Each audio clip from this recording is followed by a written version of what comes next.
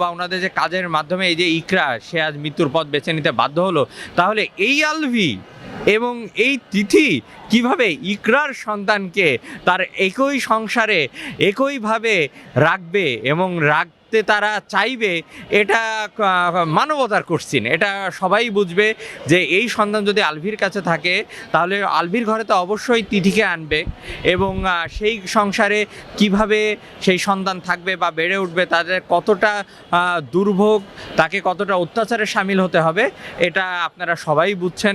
আর আরেকটা কথা, যদি তার বাবা থাকে, সন্তানের যদি বাবা থাকে এবং বাবা যদি দ্বিতীয় বিবাহ করে এবং ওই পরিবারে যদি ওই সন্তানের জীবন নাশের হুমকি থাকে এবং সঠিকভাবে বেড়ে ওঠা বাধাগ্রস্ত হয়, তাহলে তার কাস্টডি তার মা এবং মা না থাকলে তার নানা নানি বা মামা এনারা পাবেন। তো এই সম্প্রতি ঘটনার সাথে রিলেট করে আমরা বলতে পারি, যেহেতু আলভি তার স্ত্রীকেই মৃত্যুর দ্বার প্রান্তে ঠেলে দিল এবং এই তিথিকেই তো অবশ্যই সে ঘরে আনবে, যার জন্য এত কিছু, তো তারা ইকরার সন্তানকে অবশ্যই তারা সন্তানের মর্যাদা দিয়ে রাখবে না, রাখলেও সেই সন্তানটা খুবই অত্যাচার এবং মানবতার জীবনযাপন করবে।